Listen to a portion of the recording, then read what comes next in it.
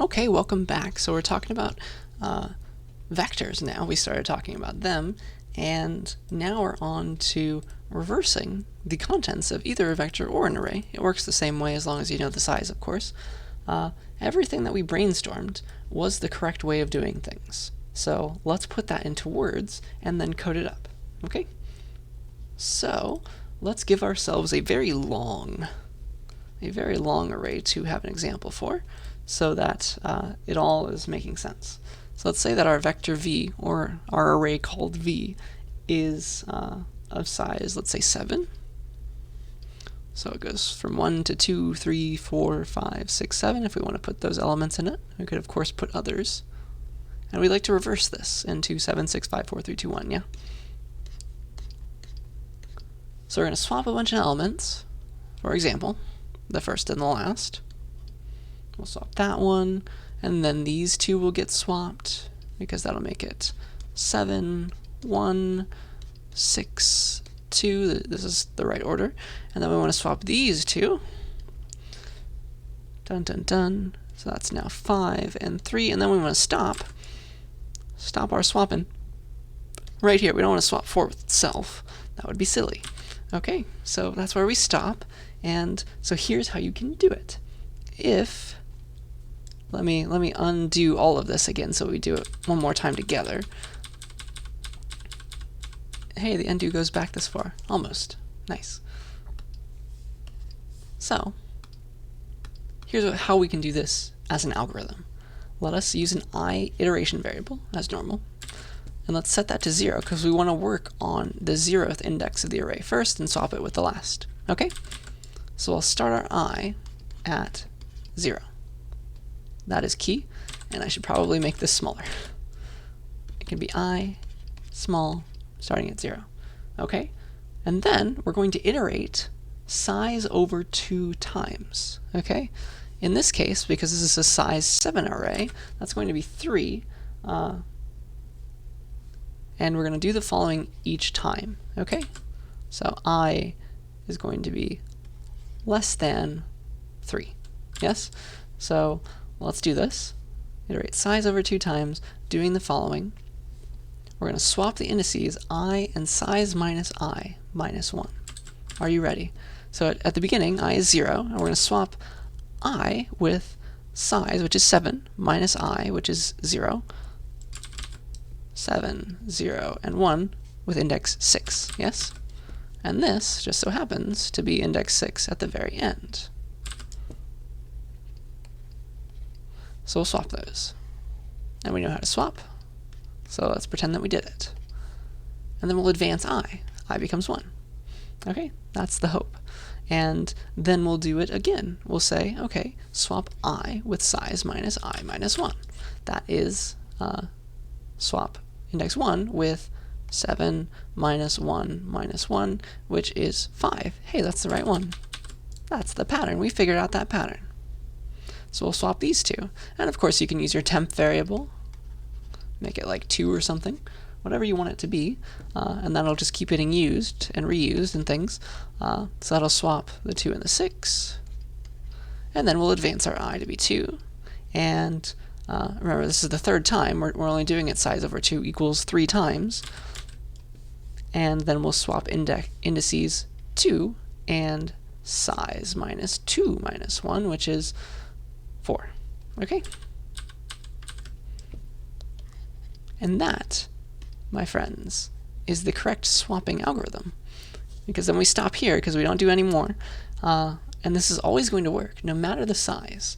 And it does get a little weird to think about when the vector or array is of even length versus odd length, but I think these examples from the previous slide where they were different lengths shows you that size over 2 still works no matter what. It'll stop here for v2, and it'll stop right in between for v itself. Okay? It will work. It will end up working. So I think that is all I want to say there. And we're going to keep on iterating as long as I is less than size over 2. That's what gives us size over 2 iterations total if we start at 0.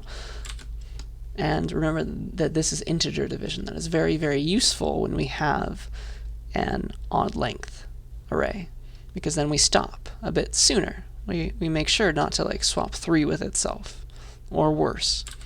Okay, so yeah, that's all I wanted to say there. Let's just go ahead and code this up now. It's just a bunch of bullets to go and implement, but it shouldn't be too bad.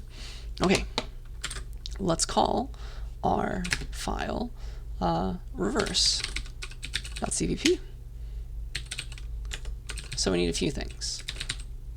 We definitely need vector, 4 vectors, and then maybe we can give ourselves a vector to reverse. It's a vector of ints. Maybe it can be, I don't know, it can be the 1 through 7. Why not? So what we'd like to do now is let's reverse v. So we're going to iterate with I starting at 0 as long as I is less than v.size over 2. Okay? As long as it's less than size over 2. And then we're going to just keep on swapping. Swap these indices, and then stop once we're done. Okay? I++, swap indices I and size minus I minus 1. Okay? That's a key thing. Remember this minus 1, because otherwise it will haunt you, and it won't work. Okay, are you ready? We're going to swap indices I and size minus I minus 1. Do you remember that we have to use that temp variable? So let's start it at v at I. Then we'll set v at I to be v at size minus I minus 1. And then this whole thing, might as well just copy and paste it, equals v at I. Does it? No, remember that this got overwritten on this line, so we have to use temp. Okay? And, oops, I typed this a little too verbatim. It's just size, v.size. Size itself is not a variable that exists at the moment. So that is the entire reversal operation. I hope that that is making sense to you. And that is all that needs to be done. Just iterate this exact number of times, make I go from 0 to be v.size over 2, but less than, so it never hits this value, and then just keep on swapping those particular indices, and then suddenly you have a reversed vector. Isn't that fun? So let's iterate through it and print everything out.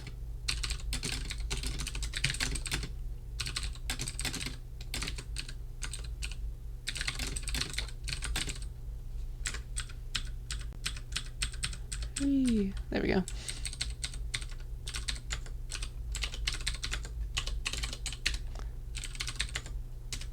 Yeah, isn't that nice?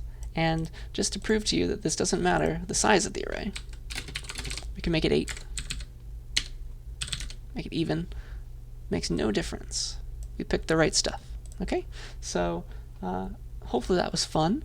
That is vectors in a nutshell. Now you are professionals, and now you can reverse a vector very, very easily. It's a long little algorithm. It's a bunch of little steps, but hopefully you understand why they all make sense. Okay, that's the key. That's the real key, that you're understanding this stuff. Okay? Because you'll use it one day in a bigger algorithm, probably. All right, so now let's talk about strings, but a weird kind of string. We've learned about the string class, or the string type already, let's say. So that was the string here, this string. That's a C++ string, okay? We're about to learn about C strings, which are from the old language C. C++ is the newer language, okay? So just to clear any potential misunderstandings, I wanted to say that. So yeah, we would like to use normally our C++ string data type, the normal one. It's called string itself, yeah? But sometimes we are forced to use these things called C strings, okay? And a C string, it's just a special kind of array.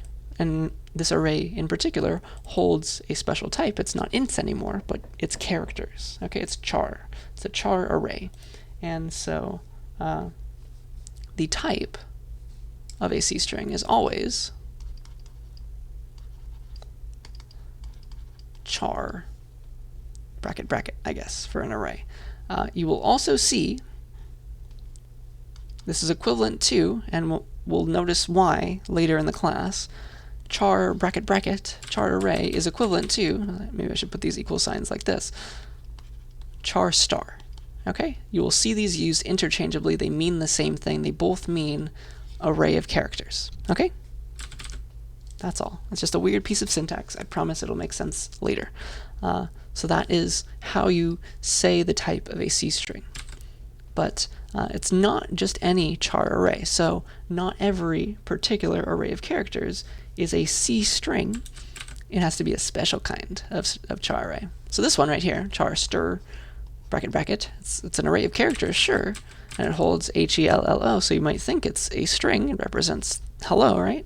But it's not. It is not a C string because all C strings have a special final character that marks the end of it. Okay? This is called the null terminator character that marks the end of it. Okay? Marks the end of the C string. Because otherwise you wouldn't know where it is. You'd keep on looking towards the end, because remember that arrays don't have their size. They don't know about their size. This is not a printed character. It's just used to mark the end of the string. Okay? So, that's all well and good. This is a C string. It has that special ending null terminator character that I defined like this. It marks the end of a C string. It's this character right here. You have to say character \0. That's the null terminator character. And because nobody wants to write like this, especially C programmers, they're like, no, that's way too much, even for us. So there's shorthand for this. And every time you wrote stuff between quotes, it wasn't actually a C++ string. It got converted for you, but it wasn't actually a C++ string. It was a C string. So this is the shorthand for hello with that special character at the end, for the array, in fact. Okay? So these two right here, these two things, these two lines, they're equivalent. So you could write it either way. Obviously, I think you're going to prefer this way. Yeah? So that is C strings in a nutshell. That's their definition. So this is what it looks like deep down if we were to talk about what this one looks like in memory. Stir would start it. That's the name of the string itself. And then it holds all its characters. HELLO. And then it holds that null terminator character. That's just one big character. It's a special character that marks the end of a C string. Okay, so it's just a bunch of characters. It's an array of them.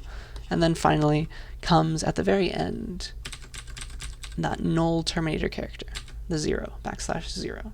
And these work just like C++ strings in a sense that you can, in the sense that you can print them out. Okay, they work a bit differently in terms of library functions because you can't use the string library anymore. You have to use the C string library.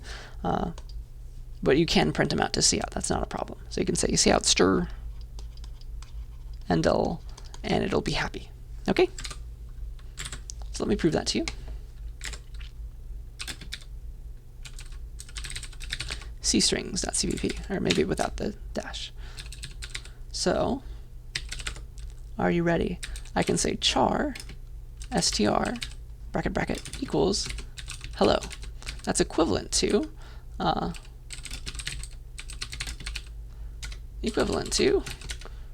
char stir2 equals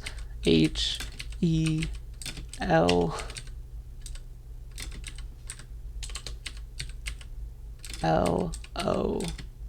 null terminator character. Single quotes because single characters. Okay, those are equivalent. So I can say cout stir new line and stir 2 new line.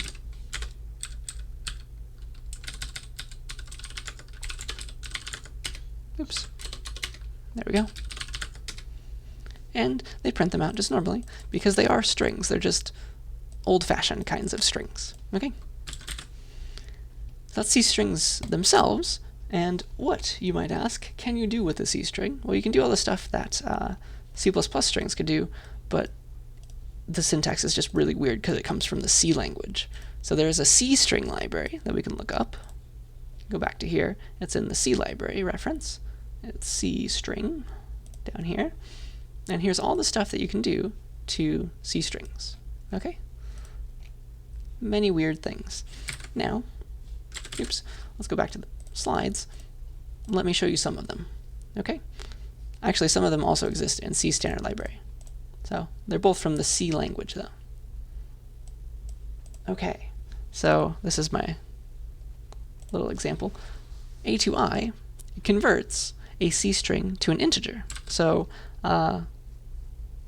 there is a huge difference between this string 4, remember, and the number, or int 4. So like, this is the joke. It's not a pipe. This is not an int, okay? This string is not an int, okay? The 4 itself, without quotes, is an int, but you have to convert it in between. You can't like add it to anything. So let me show you that. Let me show you A2I, and that one's actually in cstdlib. If we go to that, let's open them both. A2I exists. You can also use S2I, which exists in the string library for this same purpose. That works for, it gives you back a C++ string, if you would like, okay?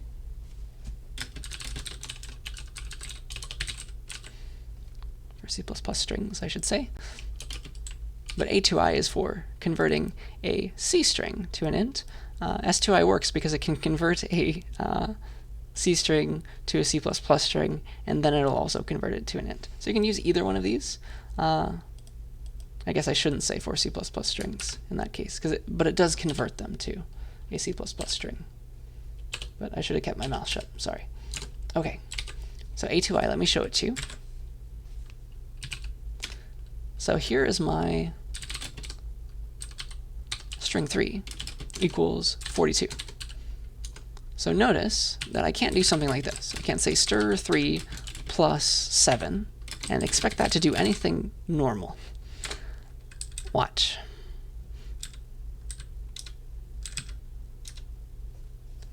It prints the character O. Okay, sure. Yep, let's go with that. That makes perfect sense. Stir 3, 42 plus 7 is totally the character O. That's actually one of the better errors that could have caused a runtime error. That's actually undefined behavior, what we just did. So, it doesn't work. Undefined behavior is what I should say.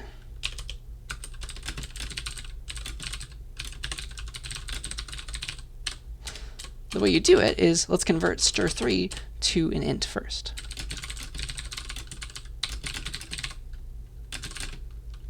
With A2I, and that exists in cstdlib. Okay, so we can say int x equals A2I. The A stands for like string, and then I stands for int, of stir 3, and then we can maybe cout x plus 7. That should work. Oops. Why in the world did that happen? Sure. Much better.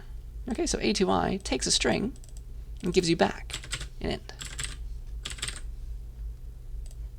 And you can do similar things for floats and longs and things. So again, remember that the star is the same as bracket bracket. So it takes a string, a C string, gives you back an int. That's A2I. How about strcat and strlen and strcump? Let's figure these out together. So strcat is the same as the plus operation on C++ strings, but it works on C strings now. Okay, so strcat adds two strings together to make a bigger string. Are you ready? So that is in the C string library. Strcat. Here's what it does. It takes two arguments, destination and source, and it can optionally return back the string that it just made, which was destination. The left side is what's getting added to as well as being used, if that makes any sense at all. It's it's equivalent to this, saying stir cat S1, S2 is equivalent to saying in C++ land, for C++ strings, saying something like S1 equals S1 plus S2. This first argument is also the place where the information is going at the end of the day. Oops. So let me prove that to you. So you just give it those two arguments. So let's say stir cat stir, which is hello up top, this one, and then we're going to concatenate it maybe with 42, so we'll make hello 42, stir 3. So now stir is hello 42. That's the idea. And if I want to do this, I need to include cstring. Okay. So yes, it's taking stir and then adding on to it at the end, stir 3. That's updating stir itself. That's stir cat. Stir len is quite nice because usually arrays don't know their size, but because we're putting the special character, we can just look for that, and that will tell us the size of our strings. So stir len just returns the size of a C string, which is quite nice. It's usually useful to have. See out the stir len of stir now. And if it's this, it's going to be 1, 2, 3, 4, 5, 6, size 7. Hey, so that's working. That's stir len, and then we get to the weird one, stir comp, which stands for string compare. And what this is doing, just like for C++ strings, is it's giving you back whether or not a string is in dictionary order. Okay, this is all well and good, but the way it's giving you back this information is very odd. Let me show you this. Stir comp, if you ever need to use it, I am sorry, but at least you'll understand the struggle now. So it takes two strings, and then it gives you back an integer based on those strings, and what it gives you back, depending on whether it's negative, 0, or positive, tells you the order of those two strings relative to one another. If it's negative, that means that, well, this is hard to read itself. The first character that does not match has a lower value in PTR1 than in PTR2. That's quite useless. The idea is negative means 1 was smaller. Okay? That means that S1 was smaller, because it's like trying to subtract them in a sense. It's subtracting S2 from S1, and S1 was smaller, so it's going to return back a negative value. If it returns back 0, that means the two strings are equal to one another, because it tried to like subtract them and it got back 0. And then if S1 is greater than S2, it's going to return back a positive value, because it's like trying to subtract strings, if that makes any sense at all. So let me show this to you. I'll say cat and dog.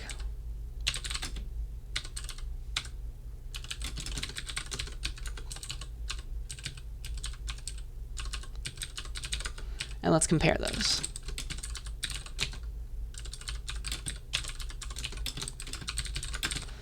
For no good reason, it's trying to subtract strings, and cat comes before dog in the dictionary, so it's going to give us back a negative value.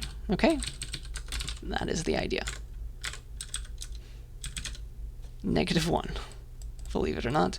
And the other ways are, okay, it was, the first one was bigger, so it'll give us back a positive number, or if they were both the same, it'll give us back 0. So that's how stir comp works, and you're going to have to use an if statement to see, okay, which one of these did you get back? If so, okay, now I know this, let's do stuff. So that is comparing C strings. Sadly, you can't just use the less than operation like you could in C++. You can't use equals equals either, unfortunately. So I think that's something that I should definitely note, because S1 equals equals S2 doesn't work in general. With C strings, this does not work. And you'll learn about it later in the class. I will tell you why. Come to office hours if you're really really wondering, and I will give you the hint now. Okay, so I think that's everything that I wanted to say about C strings here.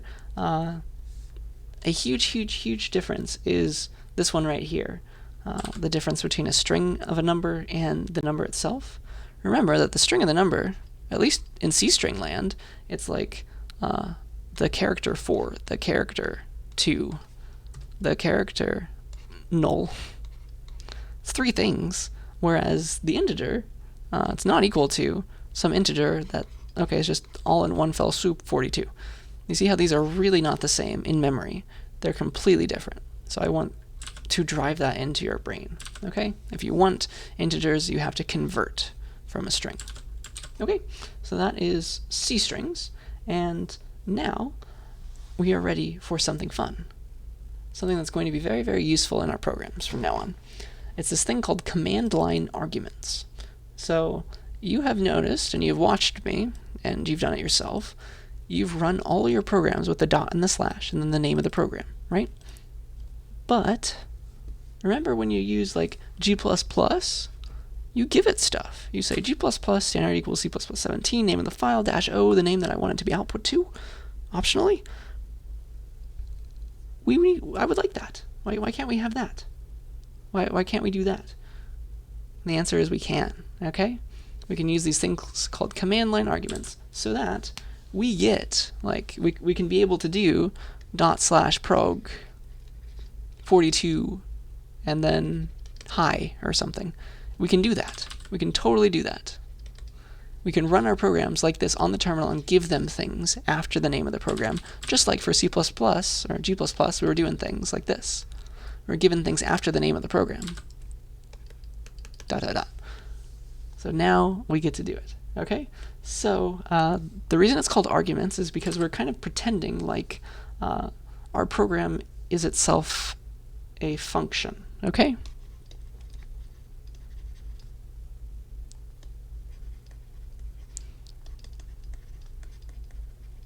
And we're kind of calling it with these values as we started off from the terminal.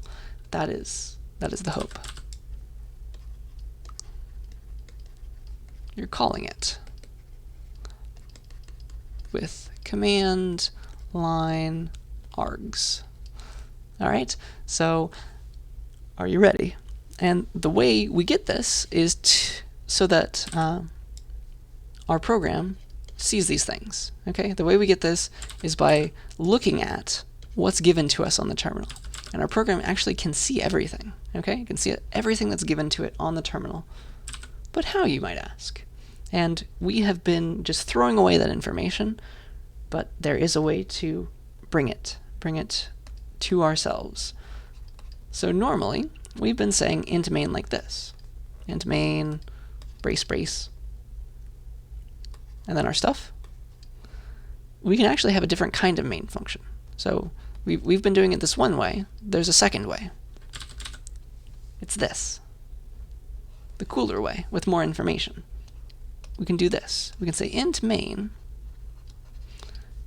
then it's int argc,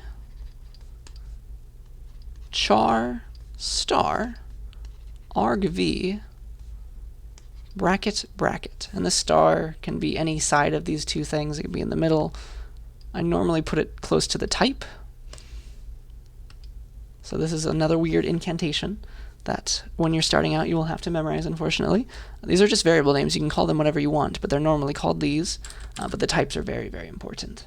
So this, it's an integer, it's a new variable called argc, and it gives us back how many arguments were on the terminal. Argc, it stands for argument count, and argv stands for all the arguments themselves, the string form. Arg count, and this is arg vector. It's an, now follow this with me, argv is an array of C strings. Okay, let me put that in colors for you. argv is an array of C strings. that.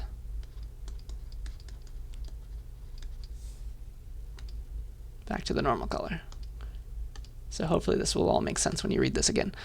An array of C strings. So the green part is what makes it an array, and then the red part is what makes it a C string. So it's technically an array of arrays, if that makes any sense at all. Don't worry if you're very confused right now. I'm going to give plenty of examples, and you're going to get very, very acquainted with this in your lab. But this is where I want to start us. Okay, are you ready? Are you ready? So, yeah, argv gets the actual string form of all these arguments, including the name of the program. So the best way to explain this, I know this is weird, the best way is with an example. Are you ready? So when you run a program, you can put whatever you want over here on this side of the terminal. And those are called your command line arguments, and they are space separated. It doesn't matter what you put over there. You can put as many as you want, as many things, as long as they're separated by at least one space. And you can put as many spaces in between as you would like as well. It doesn't matter.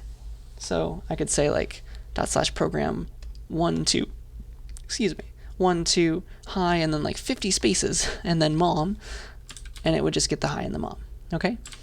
So what's going to happen now when you run your program just like this, and you use your main function just like this, it's going to set argc and argv to some special values that represent these things. Okay? argc is going to count all those space-separated words that you gave on the terminal when you called this program. It's going to look like this. It's going to get back 5 because there are 5 things here. 1 space-separated things. 1, 2, 3, 4, and 5. The name of the program is included. So argc, when you run your program like this, will be set to 5. Okay, I hope you see that. It's just going to count all those space-separated words, which is quite nice because then you know when they're done because you're getting back a vector, or sorry, an array and not a vector. So that's argc. argv, remember, is an array of C strings, and it's going to give you back all of those arguments themselves in string form.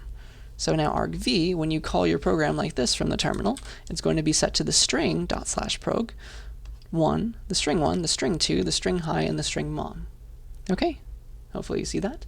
And it's going to contain just the text of all these words. If you want numbers out of this, you have to convert. You have to use A2I. You have to use S2I.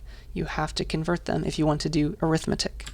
Okay? They are strings. It's always a string in argv. Just a bunch of strings.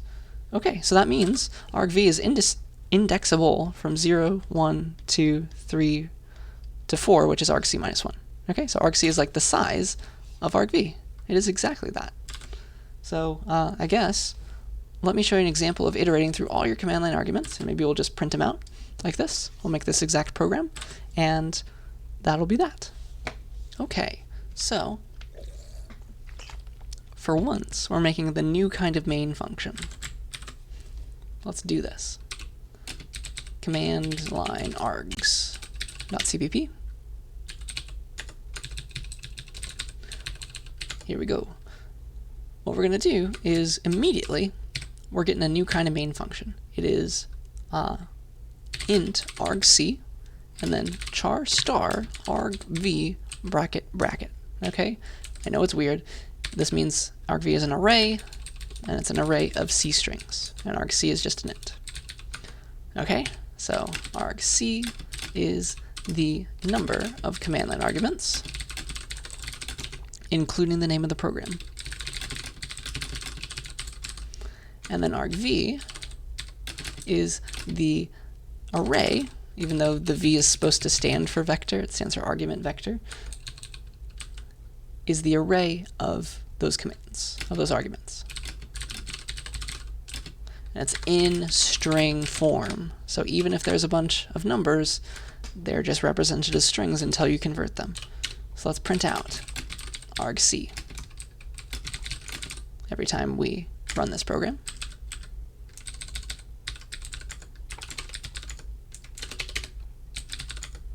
So I can run it, and if I run it without anything, like we've normally been running our programs, argc is 1 because it's got just the name of the program in it.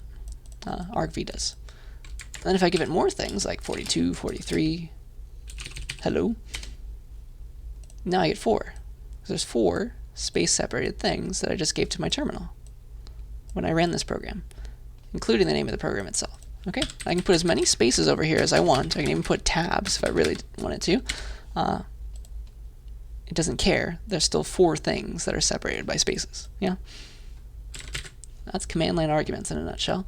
Now let's go and iterate through all of them. Let's use argv now. Argv of 0. Oops. Argv1, Argv2, all the way to 5. So it looks like I included some brackets, but some dashes in the name of the program, but that's okay. So, cout, argv 0, new line. That's going to be the name of the program no matter what. Okay, command line args. Then argv1 will be the next thing, if there is a next thing. And so the normal way of doing this is to iterate. For int I equals 0, I is less than argc, I++.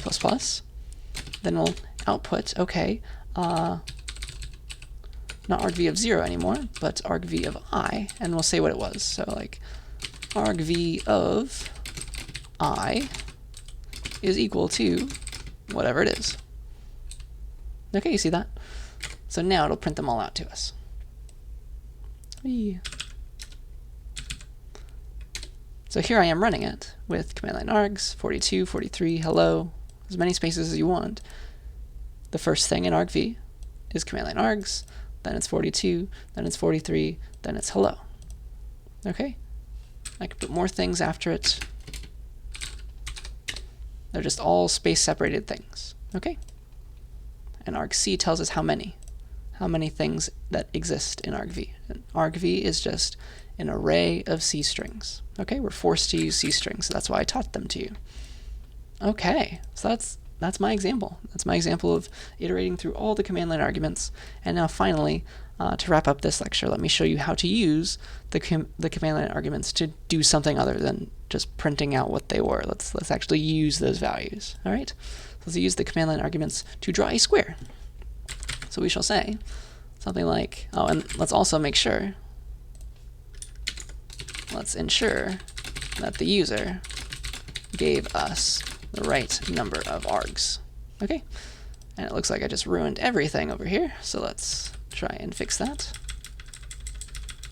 There we go. Cool. Now, no, I think it still is quite bad.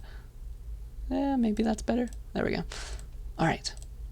So let's do all this. Let's use the command line arguments to draw a square. Let's call it draw square. That's CPP. And now, remember, we need that new kind of main function, first of all. Int argc char star argv bracket bracket. We're going to need cstdlib, because I'm going to get an integer off of argv. I want to make sure that it's there, though. So argv of, maybe I should say it this way.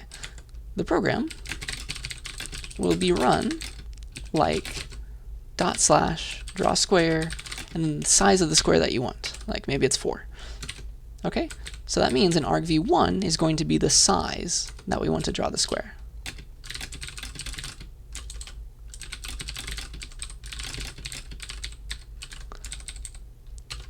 It should be in argv1. It's possible that the user doesn't give us that argument, so we're going to have to check for that in a second. So, assuming we had it though, let's get it out of argv1. Int n or something equals argv1, but that's the C string. This is a char star, or char bracket bracket. We got to a2i it to make it a normal int, okay? Don't forget to convert to an int. And then we can use that to draw a square, okay? We'll just use our standard doubly nested for loop. Int I equals 0, I is less than n, I++. Then we'll do for int j equals 0, j is less than n, j++, cout. So So the inner loop worries about drawing a line of stars, and then the outer loop worries about what line you're on. So we got to break the line every time we're done. Okay, so that should draw a square made of stars of size n. Okay, and we're taking that number, we're taking the n not from Cn anymore, but from the command line arguments themselves. Okay, so draw square, dash O, draw. That's bad timing. Draw square. And bam! Oh wait, I forgot. I forgot to give it this thing. And I got a seg fault. Oh no. So this is why we need to check that they exist. But if I give it 4, now it's going to work. Okay? So I can give it 3. I can give it anything. This could be spaced way over here. But I'm getting this number not through Cn, but through the command line arguments. I'm getting it out of argv, converting it to an integer, and using it to draw a square. Okay? So we should definitely make sure that argv1 exists, because otherwise we're going to get weird errors like this. So let's make sure that argv1 exists.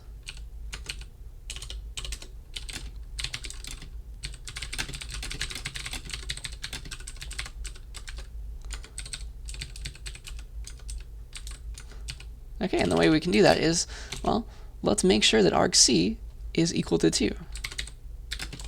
And if it's ever not, because it's got to have 2 things, the name of the program and then the integer we're trying to make our box the size of. If it's ever not 2, we did something wrong. We should see out error. Need 2 arguments. Or we can use the first person. I need 2 arguments. This is how you should have done this. Like normally you say usage. The way you should have used this program is, then you say like argv of 0, because that's always the name of the program. It's always how you called it, which is quite nice. It tells the user, okay, if only you use my name and then the right thing after it, this would have worked. N, where n is an integer. Okay, that's the idea. So I guess we can put a new line there. And now, anytime we don't give the right number of command line arguments, we could even give too many even, it just will not work. Okay? I need 2 arguments, usage, draw square n, where n was an integer. This is how you should have done it.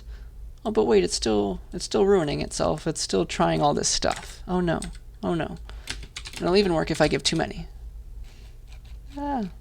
It's like you should have given me just 2 arguments, not 3. But then it goes on and it does the thing. No, we'd like to stop the program right here because the user didn't give us the right stuff. We cannot go on. So you have 2 options. Option 1, use exit with some return code. It could be 0, it could be 1. Option 2, because you're in main, you can just return.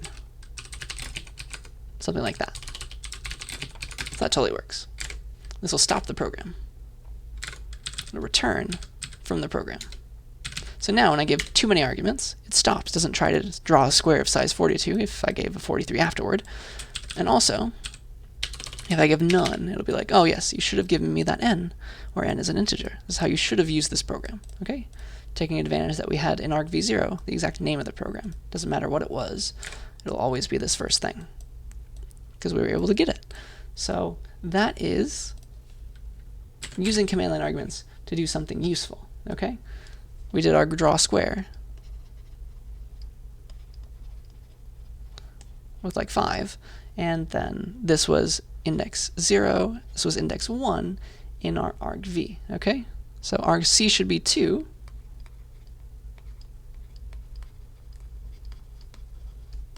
Because we need 2 things, and argv1 holds the width. The width of that box we want to draw. Okay, so I think that's all I wanted to show you today. So we made it to the end of these slides. You know now C strings and vectors and arrays and everything. Here are some exercises that I think would be helpful if you tried. Here are some.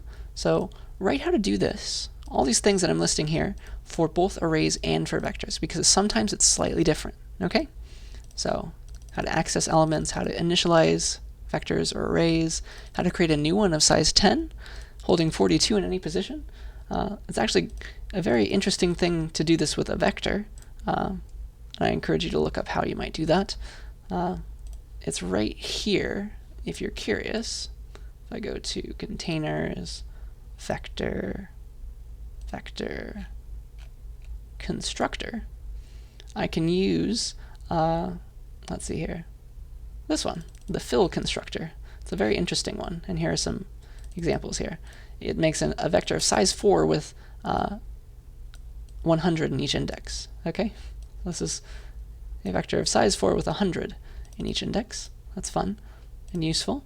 You can't do that with an array, so try and figure out how to do all this stuff for both arrays and vectors so that you understand the differences.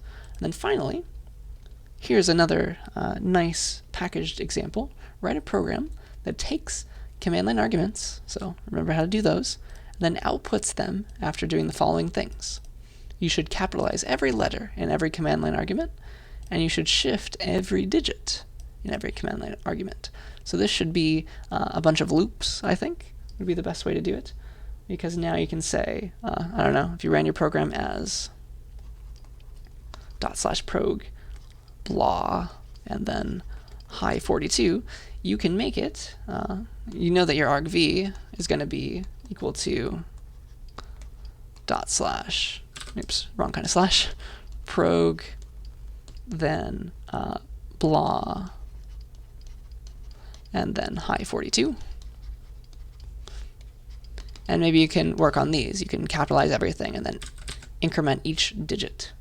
So turn this into the following output of screaming blah, and then capital high 5-3.